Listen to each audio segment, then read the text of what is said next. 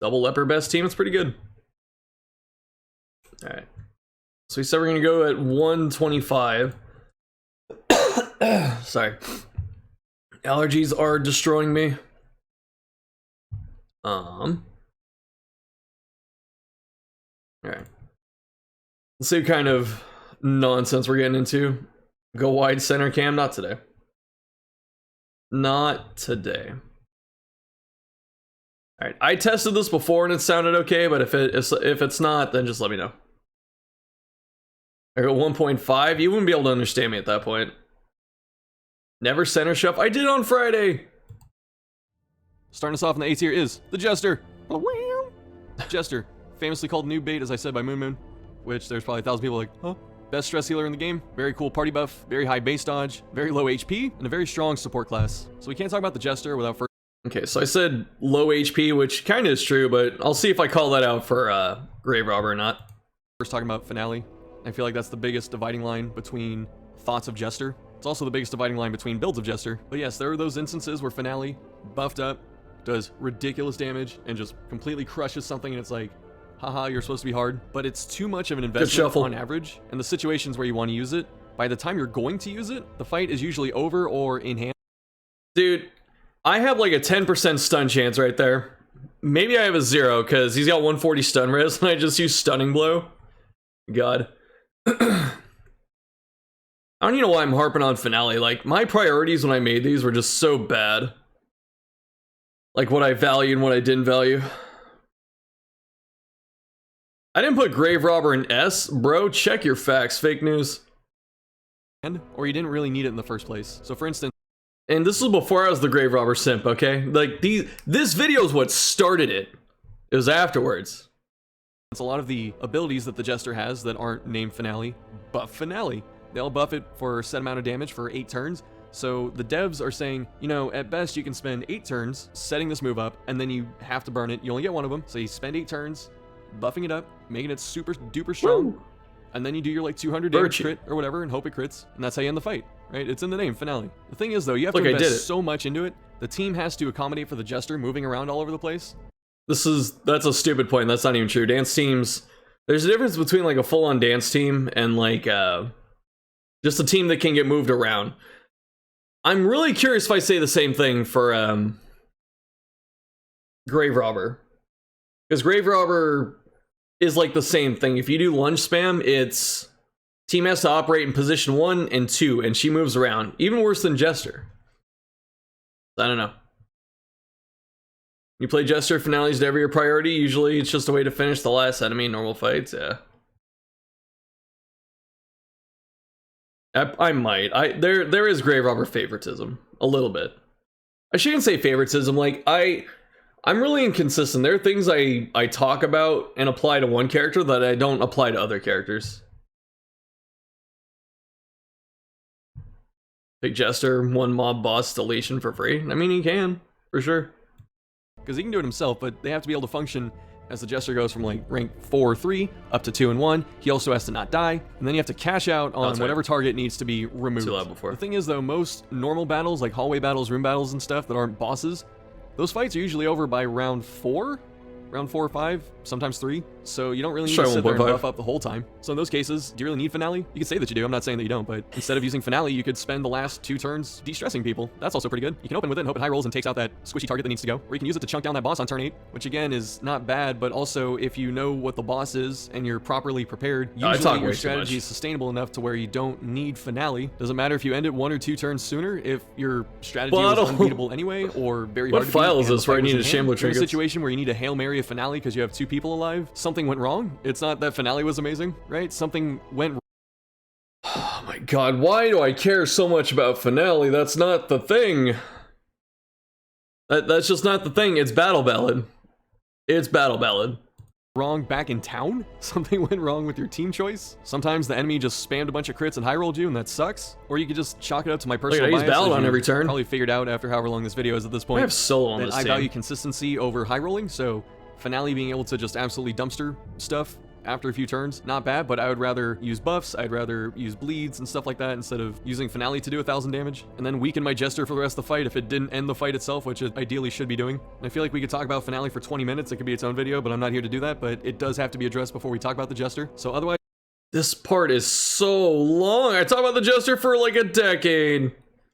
And Plague Doctor. Look, these just get longer. I just stopped focusing or something. Oh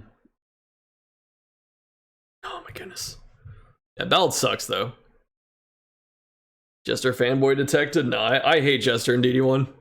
The Jester, pretty mobile, can get around, has stuff to do in every space, that's pretty good. Works pretty good on almost any team, very helpful with the Leper. So we like having our Jesters, we like hitting our stress heals, we like hitting Battle Ballad. I don't see any like gross misplays in this team so far, thankfully, besides maybe the comp itself not having a lot of reach, but you know, I ballad on turn 1, I stress heal on turn 2, good stuff. To do ridiculous crits and also buffing crit rates on. This is a tempo zap. I shouldn't have healed there. Heals, so very helpful supportive stuff from the Jester.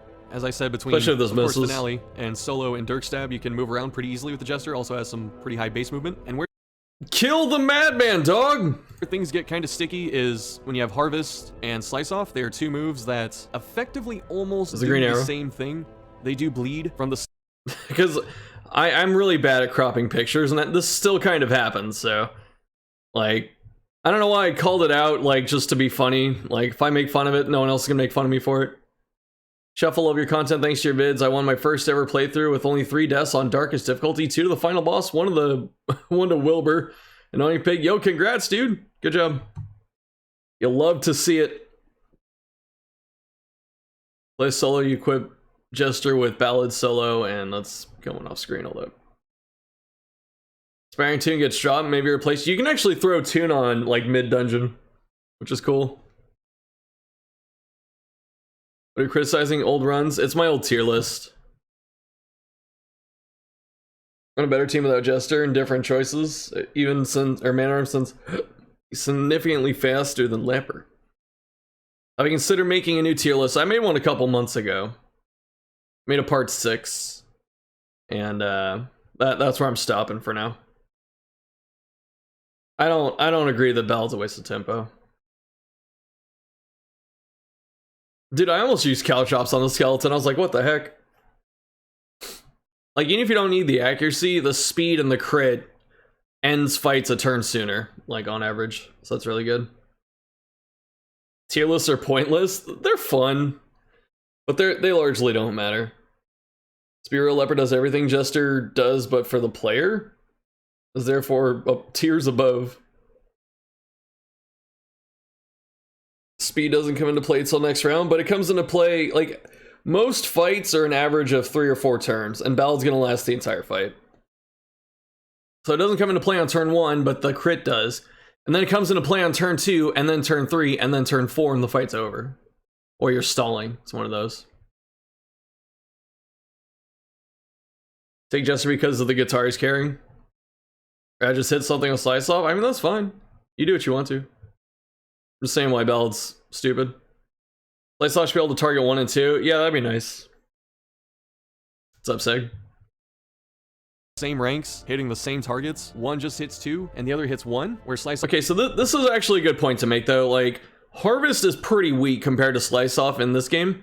And something I don't call out, I don't know if you can see it because of the screen here. Harvest has like a 0 crit mod and less accuracy. Slice Off has 5 more accuracy and a massive crit mod. And in DD1, single target, like, killing is usually the best way to do things. Unless you're playing on Radiant and Darkest, and you can get away with cleave strats more. So, that's not to difficulty shame. I never try and do that, but... That's up. What's up, Toe? Thanks for the 2 months, dude. Subbing for old chef content. I appreciate it, man. Thank you. Yeah, so cleaving gets better in lower difficulties because of the HP drop. Harvest works better for flesh, true.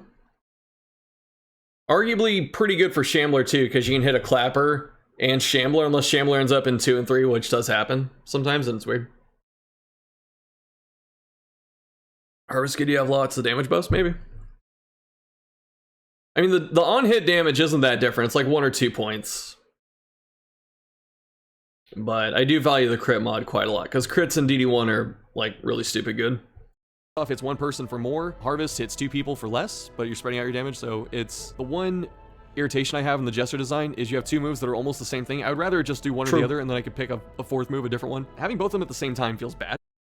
You can run both of them together. You don't have to split them up, but it would be nice if Jester just had a different move that he could use, like another buff or like a backwards move that's not Finale. So I think like Razor's Wit and Fade to Black got it right in DD2.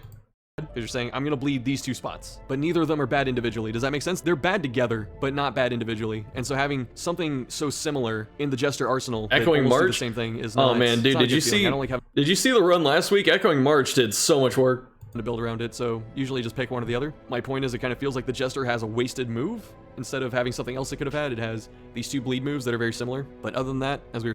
So that's actually a decent point, that it feels like Jester kind of has a wasted move, but like, why does it matter? Like, what does that do to impact the character? Like, does it matter if the character has a couple bad buttons as long as they have 4 really good ones? I don't think so.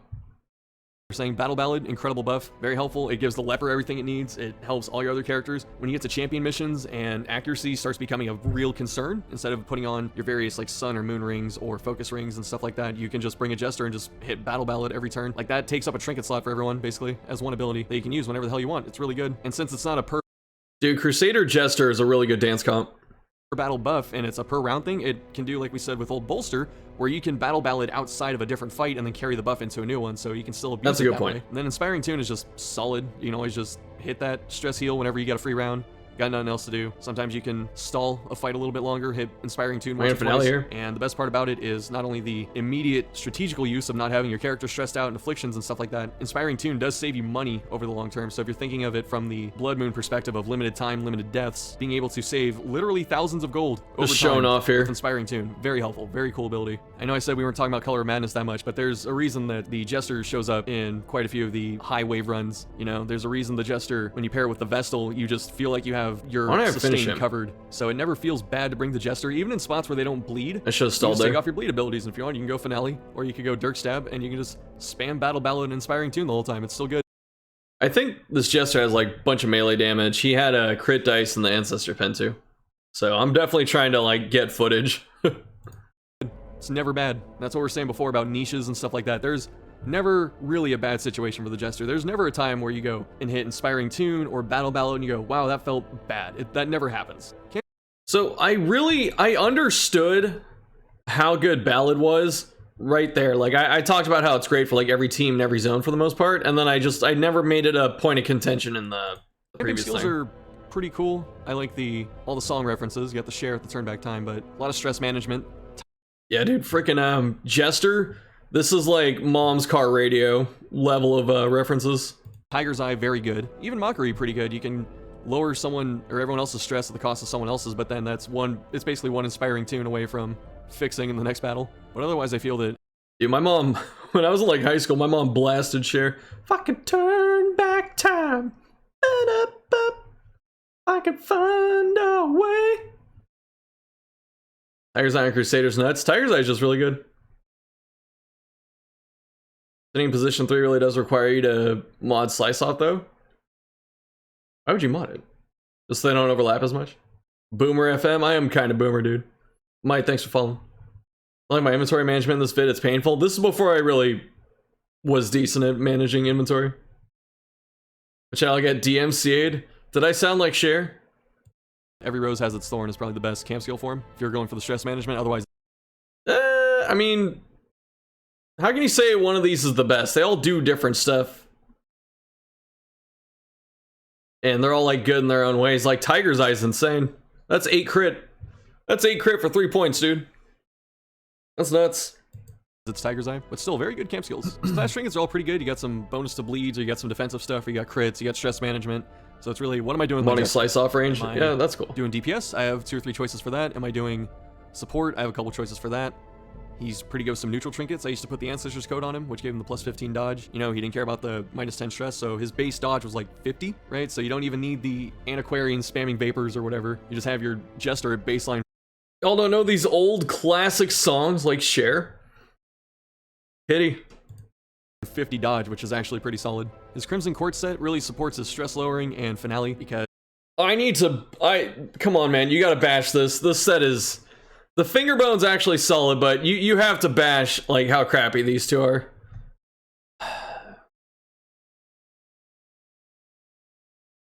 That is a lot of stress healing, though, to be fair. That's like camp stress healing, but I don't know. Like, when you rock the set, you can't stress heal up front. This is kind of like A-Bomb set, where it's good in like one spot or the other. It's not like good universally. But like this build wants two different things. It wants melee like it wants finale or Dirk Stab spam in rank 1 when it doesn't have any damage to support it, and you can't give him like his own ballad because he's up front. And then it's got stress healing for if he's in the back. Like, it wants to do two things, but it doesn't give you enough like good tools to do both. Like, the finger bone by itself is great. The cup by itself kind of sucks. I don't know. Times Cup is good because you can just virtue. True. Easy virtue farming. What's up, Sean? Harvest less damage and accuracy? Yeah, by a little bit. Stress skills when camping, something you totally pay attention to when you pick trinkets. Yeah, they kind of overvalued it. It's a big amount, though. Solo and finale and stress healing at camp. I don't know. I'd rather just go in on like melee damage. I'd rather run 2 jesters at that point, but not to say it doesn't work. Stress heal's the best stat in the game. I disagree. But that's me. When it says position 1, it's saying you're going to do finale, so it gives you some buffs to survive and go first up there. So you sit there and you do all your normal stuff, get your backline buffs going like Battle Ballad and Inspiring Tune and whatnot, and then you solo up to the front where you activate your bonus dodge and your bonus speed, and then you can hit finale and then you're out of there. But again, I don't like finale. I don't think it's that good. So having a set that like, you could Dirk Stab up there, but actually solo is probably the best way to use Fingerbone just because you get marked. it's almost dedicated to it, or at least one of the pieces is. Doesn't feel too amazing. And in terms of the tasting, no, we're on the tier list. Use one of the tambourines and get by almost as easily. His dirge is actually pretty good. You don't really need laudanum that much, and I mean that horror is not super common. It is nice to have something to get rid of it, but it's not incredibly common. It's weird that old Shuff likes dirge, and then like 1 year ago Shuff kind of like downplayed it. Very strange. But then having something that lowers stress is pretty good. Having an access to bonus damage is pretty good if you want to go that direction. All in all, Jester, pretty solid. Never feels bad taking one. You never tell yourself in the middle of the mission, you know what, this is a waste of a character. I shouldn't have this. Yeah, it is weird that Cup exists when there's Bright Tambourine. Those definitely kind of overlap. And Tambourine, like, you can say, oh, well, you can use Cup in Lower Torch and stuff like that, but honestly, who plays Lower Torch by choice? Like, often, you know?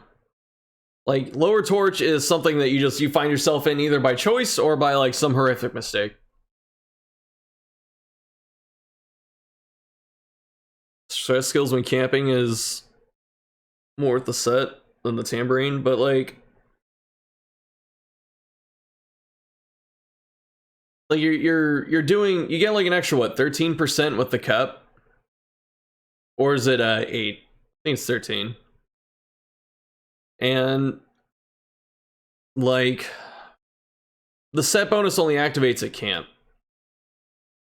I don't know. I don't value it enough. Plus the stress gain from it too could suck. And kind of offset it anyway.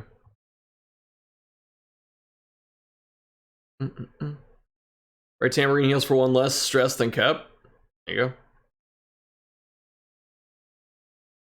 Can heal 80 stress with turn back time, but like if Jester's doing what he should be anyway, then usually don't need to. I don't know. Like I don't value the set enough together. Like I said, individually they're fine, but together I think it tries to do too much and it leaves too much out. A lot of his benefit isn't direct, you know, he's not hitting the fat crits like some of the other damage characters. He's not doing the 25 HP heal like the Occultist. He's just there gently lowering your stress, letting your characters go first with Battle Ballad, which does matter because if you go first solo value ahead of someone else and you kill them, that's the solo value. Just little subtle things. His impact, it's kind of like a 6-man in basketball if you want to think about that. Like it's a 6-man that comes in. Dude, I've used this reference so many times in my videos about the 6-man. I used to watch a lot of basketball. I don't do it anymore. And they always say that they may score like 15 points or something like that, but the benefit of that character is not directly reflected in the stat sheet. It's kind of hard to track it. There's no column where you go, oh, Jester points, these are all really good. It's more of this just really good support that helps your team, especially on the longer missions. I move out of the way so you don't look at my bed inventory. Dogs, the Houndmaster. Houndmaster DPS class has some flexibility in terms of support skills, has the ability to guard other teammates, can do okay damage. Houndmaster can guard? I have never shown this. Who is this man? He doesn't know that. I don't know that Houndmaster guards. Straight up. Like, why? Who is this person? Why do they sound like me? Has a good stun, has stress heal, has his own personal heal, which isn't as good. Houndmaster not S tier, and Torchless it's S. And the Abomination who can heal themselves. Old Chef not stalling to stress heal. I did. Okay, in this older footage here somewhere, like when I fought one of these bone groups, I stalled a little bit to stress heal. There's another turn I could have stalled, but I did stall a little bit.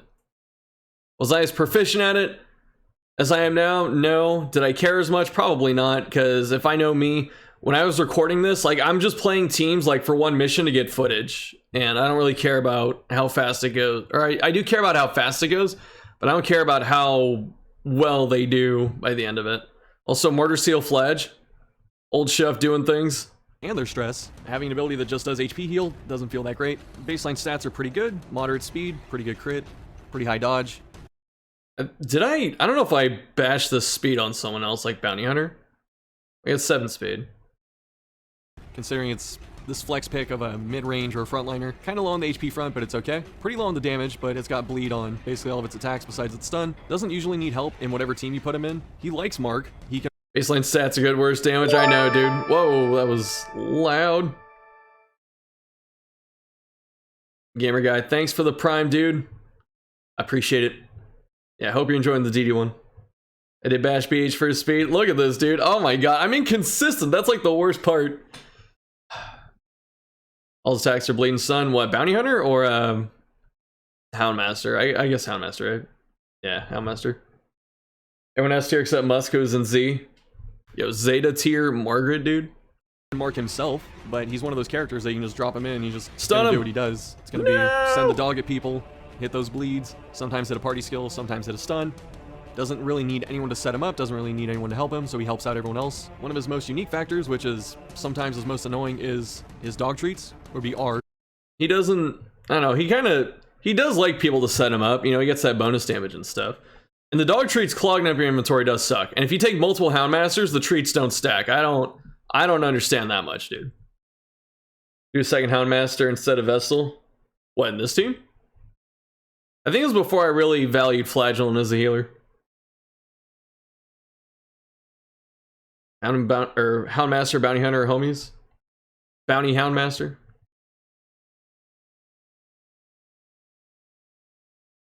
I messed with that sicko synergy where you can use the treats and the clams. Dude, I did that in Torchless with Hellion, and actually it mattered quite a bit, so it was pretty funny. Houndmaster, Bounty Hunter, Flagellant, Hellion. Feels like everything bleeds. You run PD instead of Vestal. And this team, yeah, that'd be the Flagellant Plague Doctor shell, very good. Bounty Master? Grammatically correct, but the dog treats, very good buff. Clog up your inventory. Usually, in a lot of cases, the dog treats are the first thing you throw away when you need to pick up extra loot. Like, this team should just be zerging down Collector. Like, I can stun this guy and then stun Vessel next turn, and then maybe Mark on Collector and try and burn him, and then just pistol shot and stuff like that. I'm doing this a very just not optimal way. But then at the same time, you're always trying to hoard them for those tough fights. You get to the boss or the collector double crit shows up, hype, or Shambler, or some really hard room battle. Having the dog treats to buff your stats and your damage and your accuracy and all that is really good. But that's the thing, you usually have to hold on to them for a little bit, so they end up clogging your inventory from those. I mean, if you hold on to them for the entire mission, that's bad. If you're going for a boss, go straight to the boss, use them there. If you need to use them, like, you can burn them on really anything that is remotely threatening, like double spitter pig in the wards or something like that. That's probably a dog treat. Or if there's a madman, that's a dog treat. You know, you don't have to save it for bosses specifically. Precious citrines, and the dog treats aren't like other curio. Other curio can get you loot. It can do things. It can do other helpful things. Yeah, I didn't start Holy higher water that mana can back. lower your stress if you're in the ruins or something like that. Dog treats are just for a little damage boost to one character, and that's it. Like, I don't even think they sell back when you complete a mission. It's a damage boost and accuracy, and isn't it? It's not crit, is it? But it's a pretty decent damage boost and accuracy, which is very helpful. Houndmaster's another class I like taking to the Warrens because pretty much everything's precious there, citrines. and bleed's very effective, so he does very well in that space, doing all that damage, all that bleed. Probably. You don't mention Harry's 10% bleed chance I'm riding. Dude, I don't even know if I was paying attention to have frickin' target whistles plus 30. Pretty sure it's crit too. Dog treats are accuracy on demand for early weeks, yeah. Like that's when I specifically feel that like I'm hitting them like lately is like level 0, level 1 Houndmaster, and it's like Madman appears. Problem dog treats is that you treat them like RPG heal items. Yeah, you gotta burn them. And don't be afraid to throw them away. Like if you eat one early on and you're like halfway through and you have the second one, just toss it if you don't think you need it. Or on YouTube somewhere that someone used Houndmaster to bleed skeletons once. Yeah, there's a video on it. Yeah, it's 50% damage, which is pretty sizable. Then you stack it up with Mark, it's really good. Probably the best killer of the flesh boss, just because you can Hounds Harry all 4 pieces, get the bleed on, and just do absurd amounts of damage per turn. But otherwise, Old Shuff with the cleave the flesh strat. if it's not a beast, or if it doesn't bleed, Houndmaster not doing too much, especially with his low base damage of 7 to 13. That might be the lowest outside of the Antiquarian. 7 to 13 is pretty low. His mark is pretty... About, what is it now? 2 minutes ago? 2 minutes ago I said he has good base stats, and here I am talking about his bad damage. good. His high base speed lets him go before the Arbalist, so you can mark, drop the prod on some of those big dudes. Can lower stress, even though... Hold on. Hound's Harry sucks even for flesh? Are you bad-mouthing Hound's carry in my presence? My goodness. No crit? Feels bad.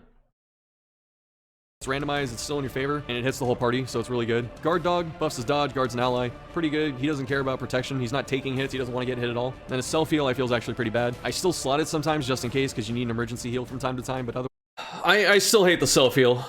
It's usable, it's helpful, but when you get spoiled by things like Absolution and Solemnity, having lick wounds does not feel good. Otherwise, pretty bad. It's probably his worst skill, I would say. Then there's Cudgel, pretty high base stun. His weighted club or whatever adds a lot to it. So his stun, one of the best, can hit 3 ranks, so pretty good at controlling. So if you really want to, you have your normal single target dog attack, blackjack, which I think I called Cudgel a second ago. Then some other supportive stuff that you want, usually a good loadout for him. So the Houndmaster brings a very specific damage set with a pretty good support set, which makes him nice to have on a lot of teams. Doesn't need any help to get it done. And we're gonna look at the camp skills. Has some of the best camp skills out there. Got your own nighttime ambush plus surprise thing, which is really helpful. Even at 4, I would hit that every camp unless there's a highwayman doing the same thing. Therapy dog, really nice. Man's best friend, really good. Scouting chance, fantastic.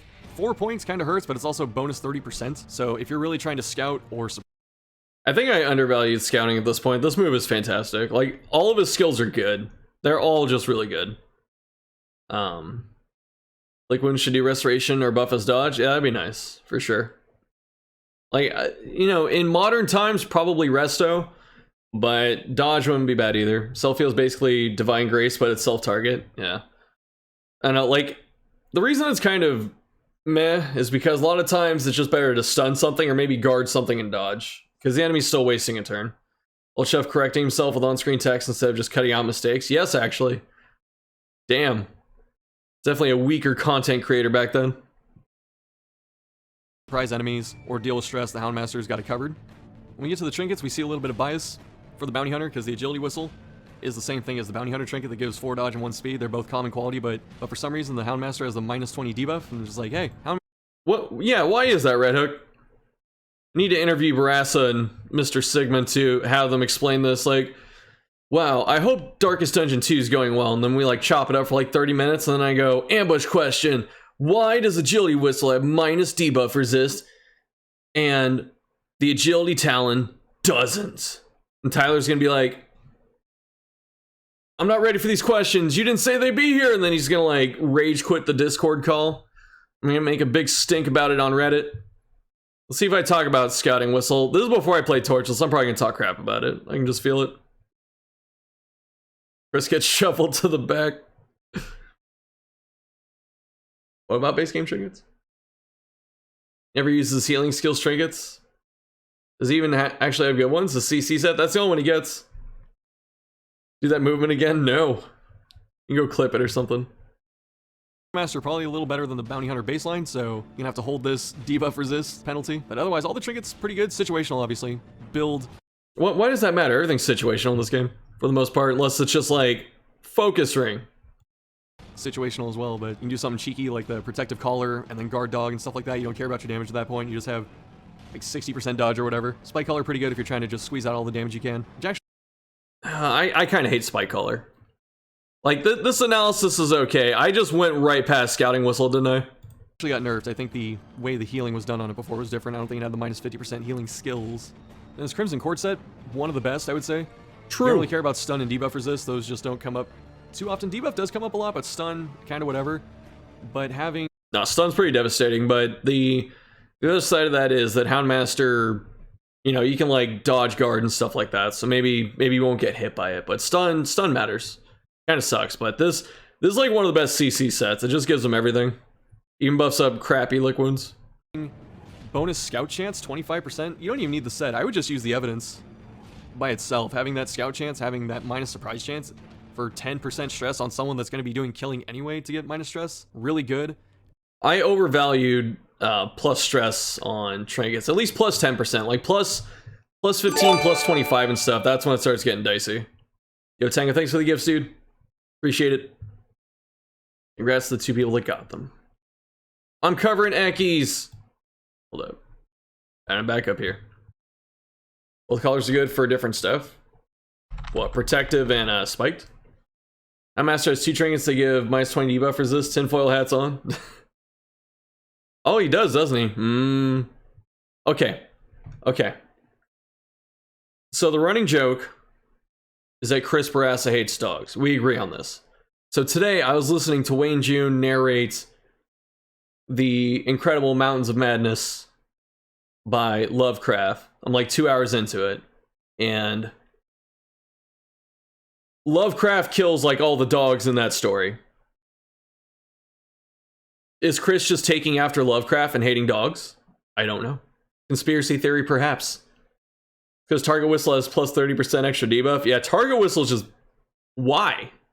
Why is it plus 30?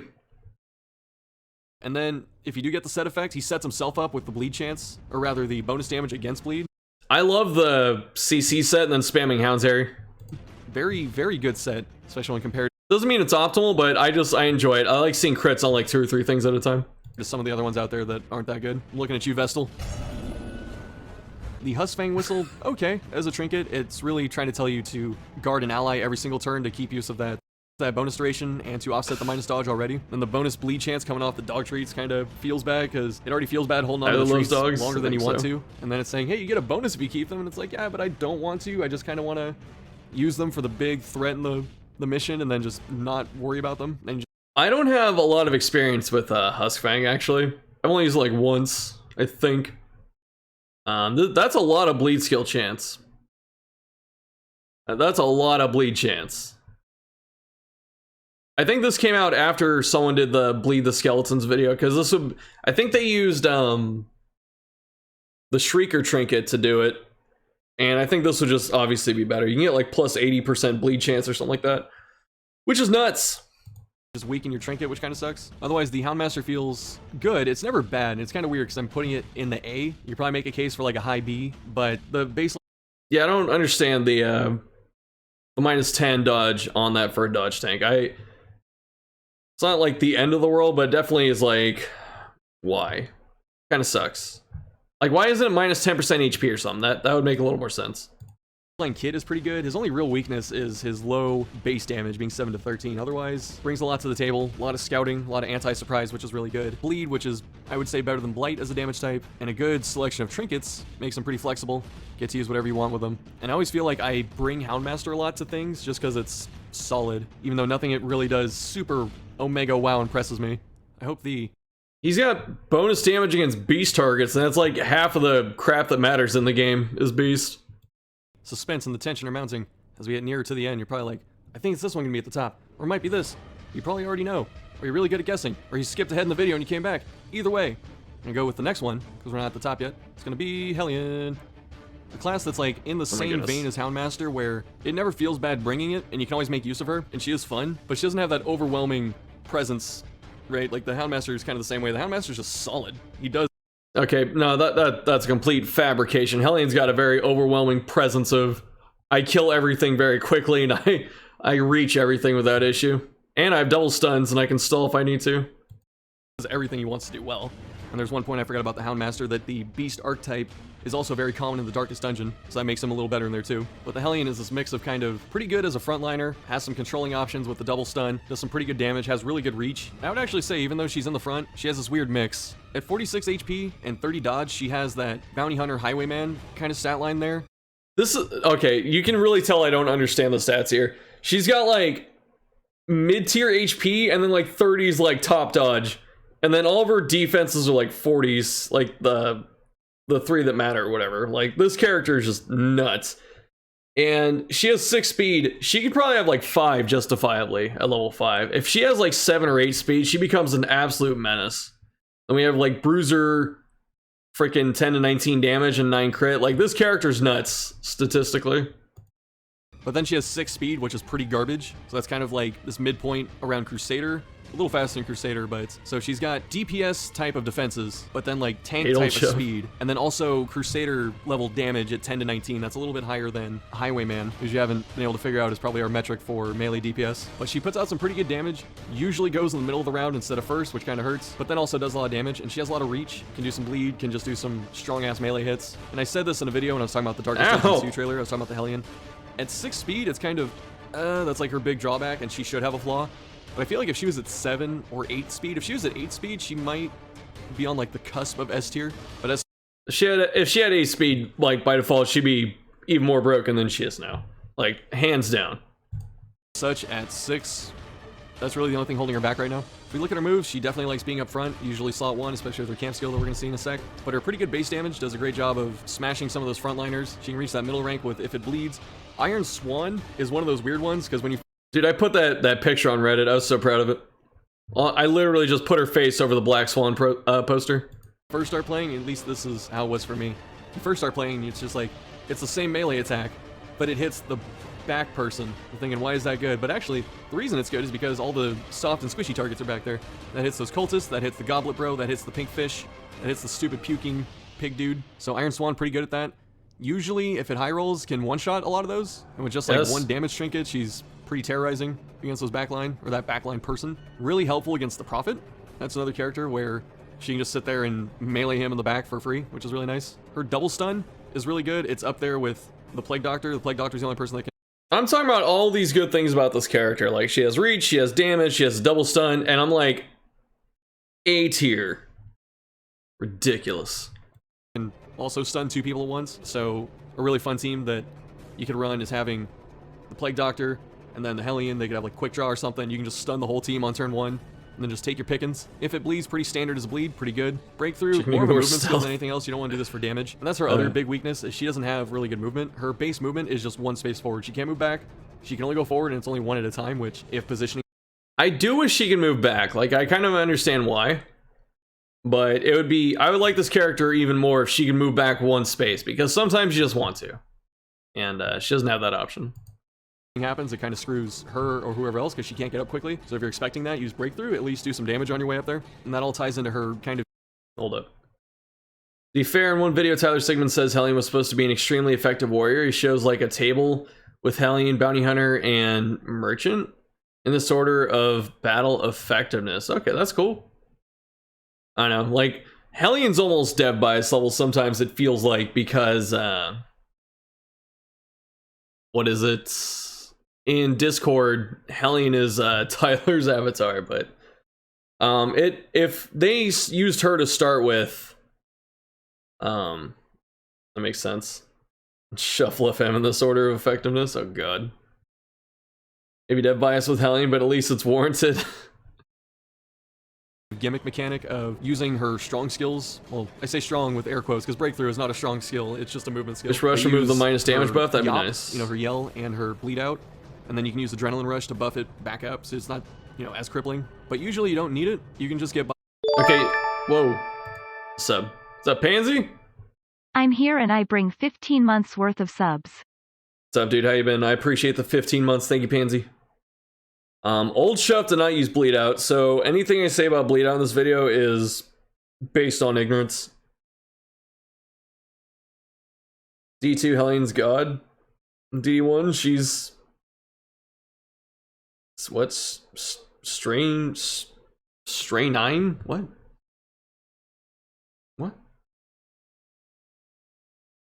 33 breakthrough, my god. Strong? Okay. Sorry. And DD1, she's amazing. Bleed out, let's hear it. Let's see if I get there. Sorry, no, I'm sorry. My brain was not putting it together. It seems so obvious now. With her Wicked Hack or whatever, and then Iron Swan, and then if it bleeds, you almost don't need anything else with her at that point. And the 4th slot is just kind of up to you. I usually take the double stun because it's just good. It's good to have a double stun. Her camp skills are kind of bad. Her best one is probably Battle Dude, I didn't even talk about bleed out. Trance, where she gets bonus damage in the front. That's just good. Actually, I think like Sharpen Spear more than Battle Trance now. Just because crit's so insane in this game. And if you want to do like bleed out spam, this is like even better to do it with. So you want to keep her up front the whole time doing that damage, making use of that. And it compounds with Iron Swan, right? So you can have Battle Trance and you just start one-shotting, chunking those rank 4 people on the enemy team. Revel is something I never have used. I have never used Revel in my life. Even at 3. So if you're trying to portray yourself as someone that understands the game, don't say you've never used something. That doesn't mean it's bad. That means you're bad at the game. Like I've used Revel now, so I understand like the good situations for it. I know that you can use herbs to get rid of the debuffs and stuff. Same with Battle Trance, I believe. So that's pretty cool. But yeah, Revel's very good if you prep for it. And it's helpful. With the fat minus stress, the -5 accuracy is kind of whatever. The -2 speed is painful. I know it's supposed to simulate a hangover. I don't need minus stress that bad to take that fat of a penalty. Yeah, Revel at the end too. Turn order and action economy is the key. Is the biggest factor of winning and losing fights. So going last or going way behind other people can. See, if I knew that you could debuff or remove the debuff from Revel, then everything I'm saying here wouldn't matter. Like, oh yeah, like I'm about to go into why having speed is important, but at the same time, I don't understand that you can remove the debuff with Revel. Consistently is just not helpful to the victory strategy. Reject the God's pretty good if you don't have a religious party. So if you do. Hold up. Talking to Nicole about this, but DD1 characters deal an absurd amount of damage proportionate to how much health the enemies have. Yes. Like even on Blood Moon, you can 2-tap stuff. Which is nuts. It's pretty hard to 2-tap things in a DD1 or DD2 without like setup. Like, yeah, you can hit something for like 60 damage, but you need to like somehow get strength, a crit, and then like vuln on the enemy. So you have to do a lot of things. You hit them once, but you have to do like 3 things sometimes. So the action economy is different. True sign of a noob, my action economy. I'm surprised I used that term back then. My tempo. Dude, I think it was Nicole hates that I used the word tempo. But tempo, it explains it, dude. All damage can go into breakthrough, and you can easily 1 or 2 tap. Yeah. You want some kind of way to de-stress, so like a Crusader or a Jester or something like that. But otherwise, pretty solid. Only 2 points. Really good for a. Honestly, if you have the right trinkets and stuff like that, the Revel debuffs aren't that bad. Like, they suck. Don't get me wrong. I'm not trying to say, like, you know, it's good. I'm not saying that, but like a well-played team with like good trinkets and stuff like that, the debuffs, they matter, but they're not going to end you, which is how I'm pretending it's going to do in this video. -30. Then there's Sharpen Spear, which is 10 crit for 3 points. And I think it was the Bounty Hunter. Also around 2 bonus maggots. Crit, but also bonus accuracy for 3 points. So Sharpen Spear feels not great. Plus 10 is a lot. At 3 points, kind of do that wince. Just, you know, you don't want to really hard commit to that, but I mean, you can get her crit chance up into the 30s baseline, which is pretty good. So you have all the tools to do just this hyper carry Hellion if you want to go the full damage route. You can just put her in slot 1, give her trance, give her Sharpen Spear, and then just go to town on people. That is definitely a solid way to play her. Her trinkets are okay, but pretty meh at the same time. And honestly, when I was about to scroll down to the trinket list, Trinkets are meh. Let's see. I always forget what trinkets she has besides the Heaven and Hell hairpins. I cannot remember the other 3 for the life of me, and that's just because they're so forgettable. And they're not terrible, right? 15 bleed chance is pretty good, especially for a common. -15 stress, pretty good. There's no condition besides where you get it. The 15% HP, not bad. Minus stun, not a big deal. Heaven's hairpin, I always... Okay, double-edged pendant kind of sucks. The minus stun is a big deal. There are a lot of things that'll stun you in rank 1. Bone generals, bone soldier, like shield skeletons or whatever. What else is there? Title slam. What else?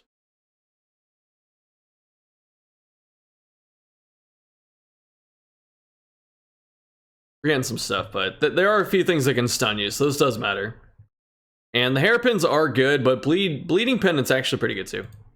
Feel like I'm using this, so the moment I get it, I always feel Tree like branch. I don't think it stuns. I think it just moves. Almost attacks, right? But it's not necessary. It's just it feels that strong in a lot of cases. The jellyfish, there you go. Good, especially in the later missions when accuracy is an issue. The minus 25 stress, big deal, very big deal, and all of it's at highlight, which highlight levels you're usually at those anyway. I believe the Crimson Court is always considered highlight, so if you take her there, that's just fantastic. The Hell's Hairpin, I haven't done too many dark runs. I'm gonna do a dark playthrough. I'm gonna do a torchless playthrough at some point. I want to, but out of the few dark runs I've done, Hell's Hairpin, pretty good. The minus debuff, minus bleed, not pretty good. Hell's Hairpin is nuts. It is so insane how good that trinket is.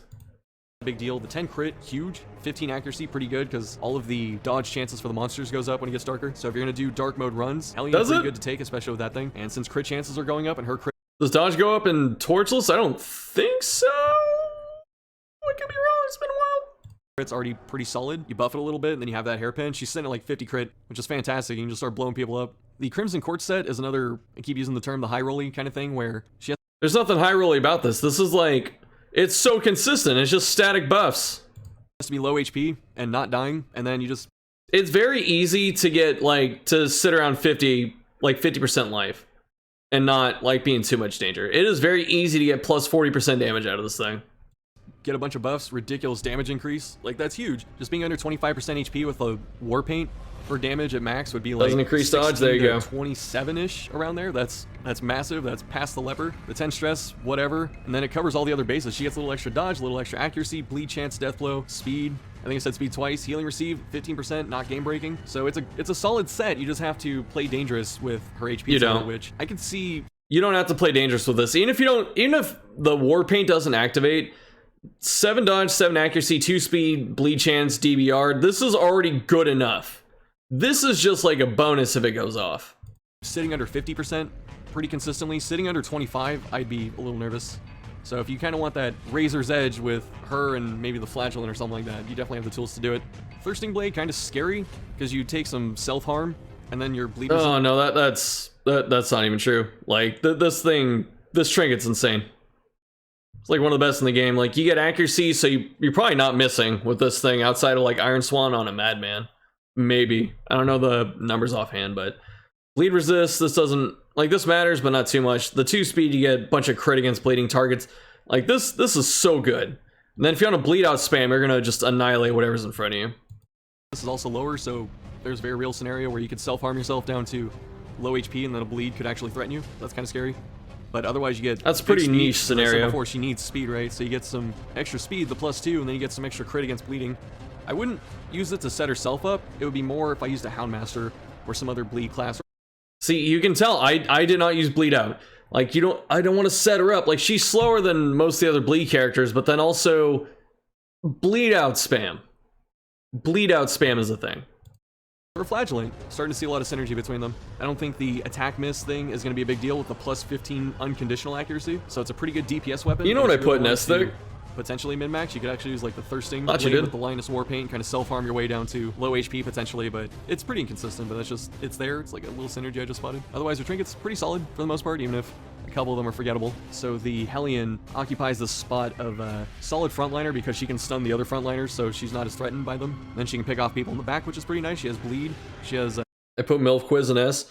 No joke. Okay. Alright, chat, just for you. I watched him forever, that's fine. It's Reynold and Highwayman. But okay.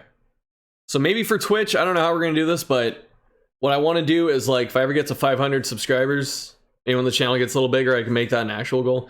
We'll open the Reddit, the subreddit that we have, but also I will commission an emote artist to make me like a whole set of emotes. So that way I'll have the money for it. And if I can stream it on Twitch at 1,000 subs, I will stream MILF Quiz. Clip it. If I can stream it safely and not get banned, then I will do it at 1,000 subs. Maybe we do need a MILF quiz emote. I don't know how we do it, but it's such a channel meme. A-bomb emote confirmed. I can get one. It'd probably be bless emote.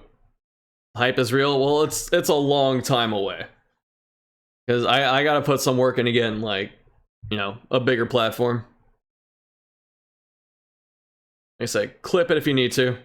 Streaming on Discord, there's no standards there except for memes. Oh man, for those of you who don't know, Spartan tried to send me a meme he made. And he couldn't post it on the server, and I couldn't post it on the server because it's a community server, and like the Autobot just sniped it. Scared to search for MILF quiz? I don't know, it's some dating game that people sent me. Apparently there are 3 of them, they're like 50 cents each. And I was gifted the entire trilogy, and I've never opened it. What's up, Battle?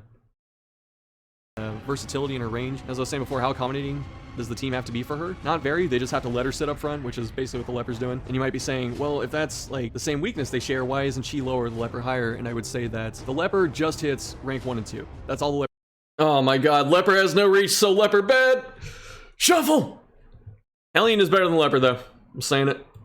Leper's doing. It's physical damage to those two all the time besides the occasional purge. The Hellion can pick off backliners, can stun, repurpose your sub. Base damage is really good. So the Hellion has a lot more flexibility, even if they share the same weakness, so that's why I put her a lot higher than the leper. Up next is my favorite made the worst tier list ever leave YouTube. Oh goodness. Class thematically as the Plague Doctor. See, look, okay, people accusing me of being a grave robber sim. I'm gonna bump the volume for you right here. Higher than the leper. Up next is my favorite class thematically as the Plague Doctor. I like favorite class thematically. The aesthetic and stuff like that. I really like the alchemy and the plague. Alright, so I was a Plague Doctor simp before Grave Robber. So I think she's really cool. I dig the playstyle with the poisons and the stuns, which got nerfed a little bit. She got some support skills. She has a little bit of flexibility with Incision, which is still not that good, but still a solid class. I don't know if MILF Quiz has any NSFW thing. That's why, like, I want to do it blind, but I have to make sure that I won't get sniped for it. So I need to do some searching on Twitch to see if that sounds so bad. I have to search on Twitch and see if anyone's streaming it or some brave soul has to play through them for me. Works pretty well in a lot of places, has a different couple build options. Very self-sufficient. She can't like spam self-heal or whatever and lower her own stress, right? It's not leper level. You just put her on the team, she's gonna throw stuns, she's gonna throw. Hold up, taking a quick look at the store, probably can't stream it. No. I need a streamer safe version. Put Grave Robber that high. Look. I had nothing. Wait, why? Okay. Came back. I was like, what the heck? Throw buffs. She's gonna throw poison. She doesn't need anyone else to help her. She doesn't need much to get going. She doesn't have to be high level. She doesn't need a certain trinket. It's very solid. And we're gonna get into the specifics before I spend the whole time just gushing about this character. First thing we can note is her massive speed stat at 9. Pretty common to be up there almost going first or potentially going first with those backliners. So something that's really helpful to do. You run into those fights, there's like a cultist or a pink fish, or sometimes a madman. Sometimes you get to be lucky and go first, or if you get quick draw, which is incredible, quick draw and on guard on your Plague Doctor, I feel like are auto lock-ins. Yeah, you go first, you hit that double stun, you hit that double poison, start wearing him down, hit that double stun again. She can almost solo a backline herself in like 3 turns. And though she got nerfed and some of the other stuff that we'll talk about in a minute, she actually got some buffs as well, which is surprising. The first one being Noxious Blast, which is her normal single target. How the MILF Quiz meme even gets started. Was it Thick? I think Thick gifted me MILF Quiz. And then Midnight sent me the other one. I think Thick sent me the third one. And he's like, the trilogy is complete or something. Make a video about it instead of a stream. So you can censor it. Yeah. You know what? That might work. Oh god. Freaking MILF Quiz, dude. OPD used to have max speed of 4? Really? They went backwards too in DD2. There's 3 of them? Yes, apparently the first one wasn't enough. Just a quiz about MILFs? I have no idea. By YouTube? Yeah, YouTube's a little more harsh on this stuff, but... Title of the video, MILF Quiz Discussion. Oh god. Grenade that hits people in the front. It did not use to lower accuracy, and it did 1 less blight per rank, I believe. like per threshold. So it used to be 4, 5, 6, not 5, 6, 7. I actually don't know why they gave her that. I also don't know why they gave it minus accuracy. It's small, but it's still helpful, right? That move was still good without it. That's definitely plus 1 point for her. She got something helpful. I don't know. I feel like it by itself was Play kind of grenade weak. is what you're going to be commonly throwing into the back. That's part of the... Why am I putting so much effort into this with the arrows? Like, I didn't do this for the other characters. Combo to solo backlines that I was talking about with blinding gas. You just throw Plague Grenade and then rotate with blinding. Let's see if we get it right with Plague Grenade being second and Blinding Gas being first. Gas, sometimes you just need 2 Plague Grenades, and the eventual dot stack and the turn skipping from the stun is enough to kill both of them, especially if they're lower HP like the Goblets and the Cultists. Very handy skill, never not bad even if it hits like one person, still solid. Then there's Blinding Gas, which got nerfed because stalling and stun comps were a little too strong. So Blinding Gas became 3 uses per battle instead of endless. This was more to balance the Color of Madness than anything else because it wasn't so much an issue in the base game, but Red Hook I'm sure was undoubtedly fearful of it's not that I'm against some older games, it's that some older games are too hard to follow, or they're not as viewer friendly. Like if I was a bigger streamer, like Ko is one of the only people that can get away with streaming like Baldur's Gate 1 and 2 and stuff, if you get me. Suns are way weaker now. Oh my goodness. 8 old games? I love old games. I'm a boomer. Yeah, I don't know. I hate using views as an argument, but it's it is relevant when my survival depends on it right now. So who knows? In the future, maybe we can do whatever we want. Going into the Endless Harvest with a Plague Doctor that literally keeps the backline locked down every other turn. So you can no tempo zap. But even at 3 uses, it's still good. That's enough to get you through almost any normal battle. Any short non-boss battle is going to be 3 to 5 rounds anyway, usually about 4, so you don't need 3 shots of it. Usually on the boss battles, you don't need more than 3. By the time you're out of it, you have other stuff you're doing, like... There aren't many bosses you use Blinding Gas on. Like, you could do it on Necro. It's really good on Flesh. It's okay on Swine. Cannon? PD kind of sucks on Cannon. Like that's it. I think Prophet's like stun immune. Hag, you want a damage race. I don't know. Spamming Noxious Blast or Plague Grenade or whatever, or using the disorienting one, the single target stun. So again, having 3 shots, not that detrimental, even though it is a nerf. Incision, pretty bad unless you have the trinket specifically designed for it, which... Oh my goodness. Dude, Old Chef got this one right. Screw Incision. It sucks. What's really nice about it is that... I'm kidding, it's actually fine, but it is funny hearing me hate it back then. You can use it from rank 3, because if you had to be frontline Plague Doctor with it, that would be kind of, not that good. So if you're gonna go Incision, definitely go rank 3 and then use some combination of buffs alongside it. Battlefield Medicine, not super good for the flat HP that it heals. It only goes up to 3, which is not great. But what makes it really good is that you cure yourself and the other person, so those shamblers or any other monster that can throw a damage over time on the whole party or multiple people, being able to cure 2 at a time is great. That saves bandages and anti-venoms, so if you're going up against that, definitely Alright, we kind of got that one right.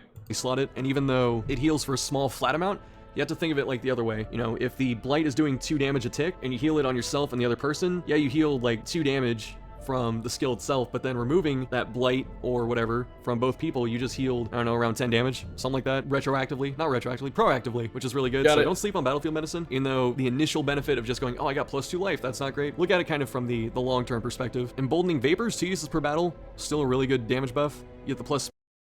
Oh, this thing sucks, dude. Really good damage buff. I think I know what I mean by that. Like, a battle long buff of like, you know, a good percentage, like that's fine, but this is almost never worth slotting. Speed, so if you just want your hyper carry to just start wrecking people, you just start hitting them with this, or you can put it on 2 different people. Go first, crush the competition, seize glory, and then disorienting blast. Really good skill. I would actually say it's one of her best, up there with blinding gas, because being able to target the 2nd rank and back is really good. For a stun, she can use it from everywhere except slot 1, very good. And clearing corpses, sometimes it doesn't even matter if you can actually stun the person, just the fact that you can one-shot a corpse, especially like those giant corpses where they take up 2 spots and they have 40 hit points or whatever, being able to clear those with 1 shot, very helpful. As I said before, I don't think anyone else besides the leper has an ability to get rid of corpses, so being able to do that, Occultist? very helpful. Disorienting blast, very good skill. And it's even unlimited uses per battle, so suck at blinding gas. Camp skills, the best one is leeches. I'm pretty sure Emboldening Vapors is not unlimited. Pretty sure it's 2 uses. I think that used to be 2, and I think they put it to 3. I don't remember it being 3. I think it used to be 2. Maybe I'm wrong, but being able to remove a disease and a little bit of healing, very good stuff. A lot of the times it's worth taking a Plague Doctor on a mission just to camp her and use leeches to remove some random disease, especially if they have 2 or whatever. Was this before an update? This might have been like right after Color of Madness. Just because that saves you gold. No, a year after Color of Madness. So this was 2019. Was this really 2019? Oh my god, hold on. This was 2019? COVID is 6 months after this? What? You're trading a camp skill, you know, 3 points. What? Points for a camp skill for a few hundred gold, which is really nice. Diseases aren't super common, but there's some really nasty ones that when they hit, you go, I hate life. You know, like the Red Plague and Syphilis and all that crap. The experimental vapors with the healing, okay for the flat 50. At 4 points, kind of steep. Like the flat 50 is good if you're in that situation where you just, I need a heal, right? I went on a... Dude, I feel like COVID just robbed so much time from, like, humanity. Like, I've been in this bedroom for, like, 3 years at this point. I feel old. It's been almost 7 years since a cultist could crit on a heal of 0. We continue on. A medium mission where I had a Crusader and a Plague Doctor, but no other actual healer. I was just... No one cares about the story, chef. Relying on that. Using it's pretty good. I like it more for the bonus healing received. That could be really good if you have like a Man-at-Arms that you're trying to keep alive and you're gonna be doing a lot of guarding. It's really good. Or if you're just worried about someone taking a lot of damage, you just have something that brings them back. The cure, removing your own disease, pretty good. The disease resist whatever for the most part. Like I said, diseases aren't super common outside of... Okay, diseases are fairly common, but what's good here is that like I kind of indirectly got this right for not being amazing for the disease resist. Like 1 point to cure a disease is insane, but the disease res doesn't matter too much because of the way it's calculated. That spitting pig in the Warrens, and usually if you're removing a disease, it's not too common to get another one in the same dungeon, and at 1 point, still not a waste by any means. DD2 released in early access 5 years ago. What? COVID's over, right? People are acting like it. I don't know, dude. I don't know, dude. No comment. Petey and Grey Robber are the only 2 you know of that can cure disease. At camp, Flagellant can cure 1 too. That's it. Those Crusader skills? I think this was before I understood how good Holy Lance was. COVID these nuts. There's no way DD2 was 5 years ago. It wasn't. He was joking. It's definitely helpful to use, even proactively. Sometimes you use 11 points. There's 1 left over, and it's just like, why not use the cure? Why not get that disease resist? And then self-medicate. Swapping skills mid-dungeon? Who is this, man? I'm trying to figure out why this exists. Minus 10 stress, okay. I'd rather have minus 10% stress for a 3-point skill. Heal 20 HP, not bad. Remove bleeding blood. I'd rather have minus 10 stress now over minus 10%. Like minus 10%, it's not bad, but being able to cure stress like that, that matters a little bit. She can already do that herself, so why do you need a camp skill for it? Plus 10 accuracy? Accuracy is actually not her problem. She actually never has a problem with accuracy, especially if you... That's a lie. You don't have Blasphemous... If you don't have Vial, you can't hit the back line consistently without getting some other bonus accuracy. Use like Blasphemous Vial. Even then, her base accuracy is pretty good, so her grenades and stuff aren't usually missing. And then if you're going Incision, you have the herb, the Bloody Herb or whatever, to boost your accuracy, so you don't really need that. For what you get out of it, it's not bad, but you just don't need it. Howling and avoiding the Nerf Hammer for 5 years. I don't know, I don't think I've ever used this. In my 500 hours of Darkest Dungeon, I don't think I've ever hit self-medicate, maybe once. That's it. In terms of trinkets, it's not so much that the Plague Doctor has good trinkets, it's that she has a couple really good trinkets that you're always going to be putting on, depending on whatever build you're running. True. So the Diseased Herb, no one cares about. The Rot Gut Sensor, no one cares about. Oh, that's a lie. Rot Gut Sensor's good. Disease Herb, this is sell on site. Sensor is actually very, very good early on. She loses like 1 hit point. That's it, just like 1 HP. Witch's Vial, very good early game. Poisoned Herb, pretty good if you need to really overcome those blight resists, even on some of those that get up to like 100. Sometimes just having that extra 40, not bad. Minus 15% HP kind of hurts. And I'm not... That's like minus 3 HP. I'm talking about literally, I'm talking about figuratively. I'd rather be like minus 10, but you get plus 40. That's high. That's a lot for an uncommon. So it's still good if you need that extra blight insurance. Bloody Herb, if you're going Incision, you need that. You don't need it, but it definitely, it helps. It makes Incision into like a pretty solid melee attack. It's too efficient for its rarity and its stats. Actually, it used to be green. I'm pretty sure it used to be an uncommon trinket, and then it got buffed to rare. But 10 accuracy, pretty good. 30 bleed chance, fantastic. 20 damage, fantastic. So if you're going incision, you need that and probably something else to really drive it home. But that's like a one-stop trinket. So you're gonna be putting that on, and then anything else is just like icing on the cake to really supplement the build. And then there's Blasphemous Vial. It's been nerfed, and I want to say it's been nerfed twice, but at least once. This thing was insane in like vanilla Darkest Dungeon before Crimson Court. It used to have higher, I want to say blight and less stress. I think the stress was plus 20, and I think the blight chance was 40 before, and the accuracy might have been 15. It was something along those lines. It was just disgusting how good this thing was. It's still great. It's still her best trinket because it accommodates the most of her playstyles. So in a lot of cases, you just want to get this early. Yeah, Vial just, it's all encompassing. It does everything, and it does it too well. I mean, if your first boss kill, like, you know, your level 1 Necromancer kill, if you can get this, your Plague Doctor is set for like the entire playthrough. It's so good. There are very few trinkets where I go, I need to actively go out of my way and potentially risk a run or risk a part. Hold up. I forget her disease herb used to be her rare for plus 40 light chance and 10 HP. What, disease, not plagued or whatever? Because it used to be blue, right? Looks like old Chef is taking Vessel every run. Kind of is, isn't he? There's a distinct lack of Arbalist and frontline occultists in these videos. There's the Blight Herb. Party to get this trinket, and Blasphemous Vial is definitely one of those. I can't remember if her Crimson Court set actually changed, but it's better. CC set kind of mid because it has no accuracy. Otherwise, like, it gives you a bunch of stats with no downsides. It just doesn't have accuracy, which is kind of unfortunate. Than I remember it being. So bonus HP, pretty good. Disease resist, who cares? I mean, it's still there, it's still helpful. Bleed skill, so it's telling you have to go incision. And so what ends up happening with this is, actually, the more I think about it, I would use the Bloody Herb, and then I would use the Dissection Kit. That would probably be my 2 combo trinket setup if I wanted to go incision. The only thing that I don't like is you can argue its versatility, but I think it's that thing like the Mirror Shield, right? Where it kind of clashes with itself. So if you're looking... It doesn't clash with itself. It just, it gives you a chance to use everything, and you can, like, pick and choose. You don't have to use blight skills. You don't have to use incision. Like, it would help, but you don't have to. You get all these bonuses. Okay, bonus HP, that's good wherever, but usually better near the front where incision is being used. Bonus damage does not help your... Vessel's the best class to take to every dungeon. I mean, you can take her to every dungeon. If she's best, that, you know, it's subjective. Bloody Herb was green. I think I remember that. Your PD has accuracy quirks. You can run the CC set. Okay, maybe if you have 2 of them. Like Nat Swing and a Natural Eye or whatever it is. Funny how the Dissection Kit also buffs Noxious Gas damage. And for that extra point. Healing with food is pretty good. But that's a bit outside of most people's comfort zone. Blights in any way, so that helps incision. Bonus bleed helps incision.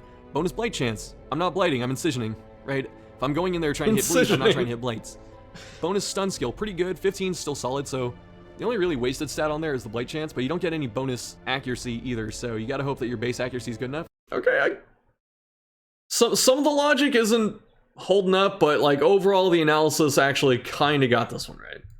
Incision, I think, is 85, which is not amazing, but there's still a lot of good stuff going on here, so if you have some way to circumvent it or whatever. Again, this is another set that I still feel benefits the incision build, but you already have something that benefits the incision build. It's called the Bloody Herb, and it's not a trinket set. You still get the flexibility. So I don't think the Crimson Court set is that good. Like, it looks good, and it's okay, but it's not conducive to what I feel her best setup is. The Ashen Distillation, actually pretty good. Bonus dodge, never bad. Bonus...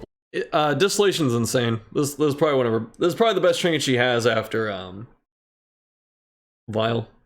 Blight, never bad. So you could use this in a Blasphemous Vial. It's actually pretty good. Like, that covers all bases. That's such a great setup. The more I think about it, just get this bonus healing received, potentially. Bonus blight, hit all the blights. Bonus dodge, really good. Her base dodge is okay. And overall, the Plague Doctor, still a very solid character. I would say contender for... I have to vent this person using my voice. Vessel crit healed A-Bomb. A-Bomb Vessel is canon. Nice. Running 2 High Man and Crusader and Flagell in that order. Destroying Courtyard.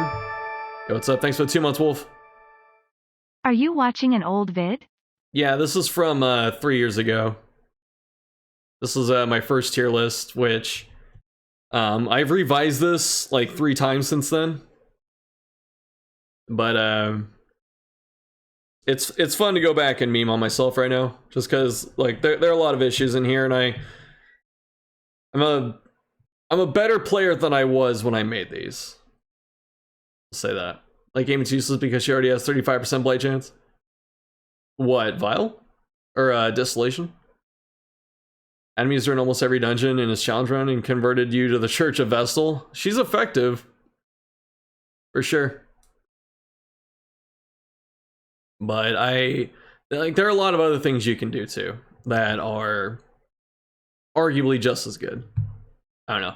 But being able to pick up, 2 or 3 people off death's door is always good. Or one of the better ones, definitely. And that's kind of flip-floppy as a contender for potentially one of the okay above half ones. No, she's good. She's definitely good. She's not usable everywhere. That's kind of her drawback, and we got. You can use PD everywhere because stuns win in every zone. Keep remembering our criteria, and I forgot to kind of reinforce it a little bit, but her bleed is okay, so the flexibility is there, but it's not the best. I would rather use a different bleed character than her. Her buffs are good. Her trinkets are good.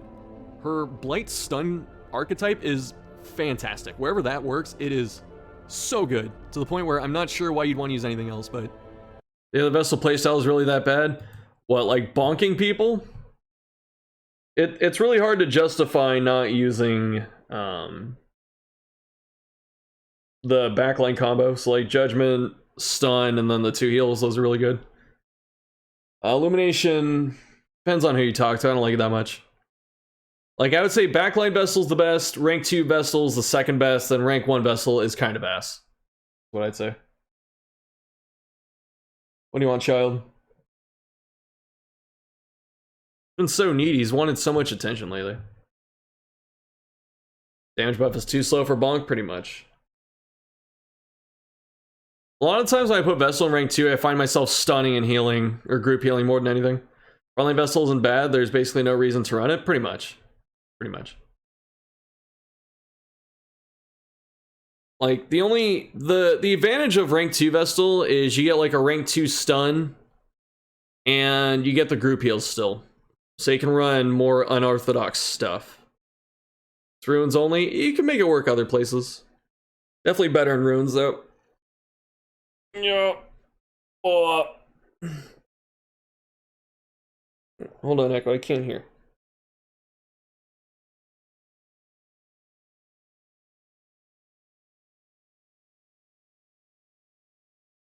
Stop looking at these tasty headphones.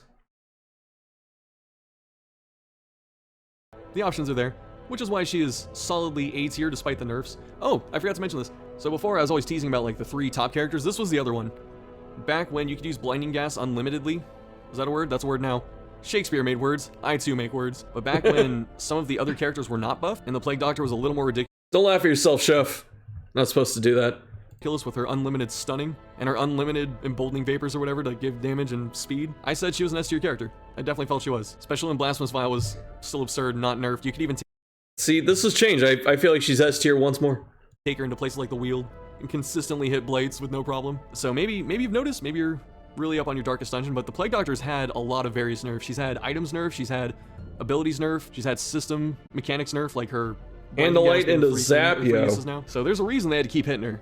Right, it's because she was just that good before.